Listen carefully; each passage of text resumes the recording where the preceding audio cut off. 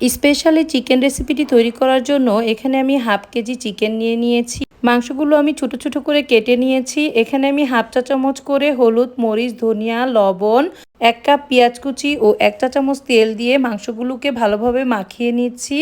এখন চুলায় একটি প্যান বসিয়ে তেল দিয়ে দিয়েছি। মাংসগুলোকে আমি কিছুক্ষণ নেড়েচেড়ে দিয়ে ভেজে নিচ্ছি।